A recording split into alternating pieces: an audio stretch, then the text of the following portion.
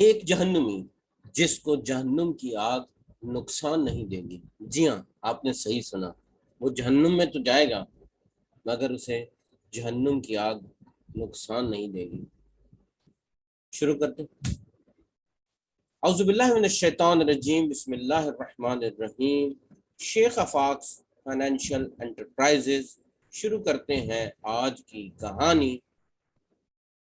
وہ فقیر جسے بادشاہ نے اپنے دربار میں بلا لیا اور پھر بادشاہ نے مخاطب ہو کر اس سے اپنے بڑے جاہ و جلال کے ساتھ کہا. یہاں پر میں آپ سے کہوں گا کہ میرے سبسکرائبر 399 ہو چکے ہیں جب میں یہ ویڈیو بنا رہا ہوں. ایک سبسکرائبر مجھے چاہیے، میں 400 کو ٹچ کر دوں گا. تو آپ اس میں میری ہیلپ کریں. اللہ تعالیٰ اس کی جزا آپ کو دے. لائک کریں، شیئر کریں، کمنٹس کے ساتھ بیل آئیکن کو ضرور پریس کریں. چلتے ہیں جی. بادشاہ، میں بتا رہا تھا آپ کو کہ یہ جو کہانی ہے یہ ایک فقیر اور بادشاہ کی کہانی ہے جن کے درمیان ایک بڑا زبردست مکالمہ ہوا. وہ جو فقیر تھا اس نے جو ہے وہ بادشاہ کے محل میں آیا جس محل کے 40 دروازے تھے. فقیر نے ایک دروازے پر کھٹکھٹایا اور وہاں سے جو عطا ہوا وہ لیا، پھر دوسرے پہ گیا، پھر تیسرے پہ گیا، پھر چوتھے پہ گیا، اور یوں کرتے کرتے کرتے وہ پورے 40 دروازوں پر پہنچ گئے. 40ویں دروازے پر جب وہ پہنچا تو یہ اطلاع بادشاہ کو دی جا چکی تھی کہ بھائی جو ایک فقیر آیا ہے اور وہ ہر دروازے سے گھومتا ہوا آ رہا ہے اور اب وہ 40ویں دروازے سے بھی لینے لگا ہے. تو بادشاہ کو اس بات کا برا لگا اور بادشاہ نے کہا کہ اس کو پکڑ کر میرے سامنے. اور بادشاہ کے دربار میں جب اسے پیش کیا گیا تو بادشاہ نے فقیر سے مخاطب ہو کر کہا کہ اے فقیر، کیا تو جانتا ہے کہ اصل فقیر کس کو کہتے ہیں؟ تو میں تجھے بتاؤں کہ فقیر کس کو کہتے ہیں. اس میں بادشاہ نے کہا کہ تو فقیر نہیں ہے، سن فقیر کس کو کہتے ہیں. فقیر تو وہ ہوتا ہے جو فیض فکر خدا کا حامل ہو، یعنی اسے ہر وقت خدا کی فکر میں ہو کہ کہیں خدا مجھ سے ناراض نہ ہو جائے. وہ ہمیشہ ایسے کاموں کا مرتکب ہو جس سے خدا کی رضا ہو. وہ ہمیشہ فکر خدا میں رہتا ہے. اور دوسرا، وہ قاف سے قناعت کرتا ہے. تو کیسا فقیر ہے کہ تو کبھی ایک دروازے پھر دوسرے پھر تیسرے پھر چوتھے، تیرے اندر قناعت ہی نہیں ہے.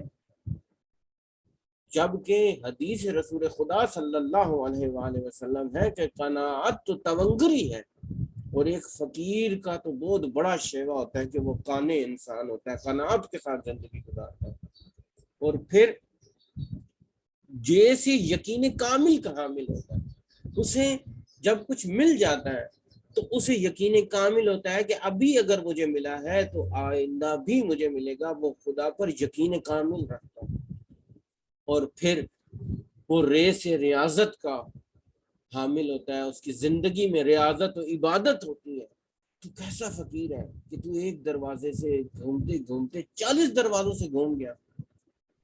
یہ سننے کے بعد اس فقیر نے مسکرایا اور مسکرا کے بادشاہ سے کہا کہ تو نے مجھے تو کہہ دیا کہ میں فقیر نہیں ہوں، لیکن اے بادشاہ تو بڑا سخی مشہور ہے، لیکن حقیقت یہ ہے کہ تو سخی بھی نہیں ہے.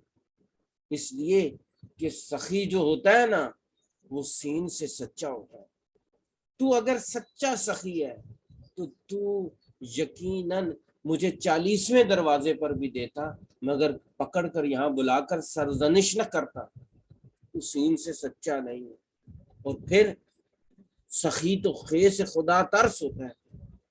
میں 40ویں دروازے پر آ گیا لیکن تجھے کوئی خدا ترسی نہ آئی کہ اگر یہ بندہ 40ویں دروازے پر تک آ گیا ہے تو ہو سکتا ہے کہ میں اس کی ضرورت اس طریقہ سے پوری نہیں کر رہا جس طریقہ سے اس کی ضرورت پوری ہونی چاہیے.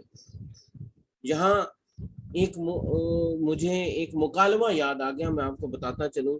ایک دفعہ حضرت حسن سے کسی نے کہا کہ تمہارے والد حضرت علی وہ زیادہ سخی تھے یا حاتم طائی زیادہ سخی تھا، اور پھر حاتم طائی کی سخاوت کا ایک قصہ سنایا کہ حاتم طائی کے محل کے 40 دروازے تھے اور ایک فقیر 40 دروازوں تک آیا اور 40 دروازوں تک اس کو عطا ہوا، تو تمہارے والد کے سخاوت بڑی مشہور ہے، تو تم مجھے یہ بتاؤ کہ کیا تمہارے والد کیسے سخی تھے؟ تو حضرت حسن نے جواب یہ دیا کہ میرے والد اتنے سخی تھے کہ اگر وہ میرے والد کے پاس آتا تو اس کو پہلے ہی دروازے سے اتنا عطا ہو جاتا کہ اسے 40 دروازوں کی محتاجی نہ ہوتی۔ یہاں مجھے یہ بات یاد آ گئی تو میں نے کہانی کے درمیان میں یہ بات آپ سے شیئر کی۔ سنیے کہ اس فقیر نے کہا خیر سے تجھے خدا ترس ہونا چاہیے، اور پھر یہ سے یقین کامل ہونا چاہیے کہ میں جو خدا کی راہ میں دے رہا ہوں یہ کئی گنا ہو کے میرے پاس پلٹ کر آئے گا۔ اور یہاں پر کہانی ہو گئی ختم، پیسہ ہو گیا ہضم، لیکن یہاں پر اس کہانی سے ہمیں کیا سبق ملا؟ ایک تو یہ سبق ملا کہ ہمیں جو ہے خود ایک فقیر ہونا چاہیے۔ کیسا فقیر؟ ٹھیک ہے نا، وہ جیسے علامہ اقبال نے فرمایا کہ تیرا طریق امیری نہیں فقیری ہے، خودی نہ بیچ غریبی میں نام پیدا کر۔ تو اصل غریبی جس کی طرف وہ متوجہ کر رہے ہیں علامہ صاحب کہ وہ غریبی بیسیکلی فقیری کی بات کر رہے ہیں، ٹھیک ہے نا۔ غربت کہیں پر بھی قابل ستائش نہیں ہے، اس لیے کہ غربت سے پناہ کی دعائیں سکھائی گئی ہیں۔ نبی اکرم صلی اللہ علیہ وسلم نے غربت سے پناہ کا درس دیا ہے، تو غربت پسندیدہ عمل نہیں ہے۔ یہاں فقیری کا ذکر کر رہے ہیں علامہ صاحب کہ فقیر بنو، فکر خدا، قناعت اور یقین کامل اور ریاضت کے حامل بننا۔ اور دوسرا جو میں نے آپ سے کہا کہ ایک ایسا جہنمی ہے جو جہنم میں تو جائے گا مگر اسے جہنم کی آگ جلائے گی نہیں، اور یہ حدیث مبارکہ ہے کہ خدا کو جو ہے وہ سخاوت اتنی پسند ہے کہ اگر کوئی شخص سخی ہو مگر جہنمی ہو اسے جہنم کی آگ نقصان نہیں پہنچائے گی۔ یہاں پر آج کا جو کہانی کا سبق تھا وہ آپ تک پہنچا دیا گیا۔ اللہ تعالیٰ سے دعا گو ہوں پروردگار عالم آپ کو زندگی میں کامیاب کرے، مجھے بھی زندگی میں کامیاب کرے، میں آپ کو دعاؤں میں یاد رکھوں، آپ مجھے دعاؤں میں یاد رکھیں۔ اور یہاں پر میں یہی کہنا چاہوں گا کہ پاکستان کی خوشحالی میں کردار ادا کریں، خود کو خوشحال بنا لیں، پاکستان خوشحال ہو جائے گا۔ پاکستان زندہ باد۔